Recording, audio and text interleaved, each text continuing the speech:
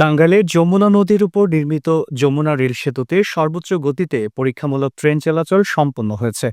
মঙ্গলবার 18 মার্চ বাণিজ্যিকভাবে ট্রেন চলাচলের জন্য রেল সেতুটি উদ্বোধন করা হবে বলে জানিয়েছেন রেল সেতু কর্তৃপক্ষ। যেখানে সেতুর পূর্ব স্টেশন থেকে পশ্চিমপাড়া স্টেশনে যেতে সময় লাগত 40 থেকে 50 মিনিট, সেখানে পূর্ণ গতিতে একটি ট্রেন সেতুটি পার হবে 5 থেকে 7 মিনিটে। এর ফলে যোগাযোগ, বাণিজ্য সহ অর্থনীতিতে নতুন দ্বার উন্মোচন হবে।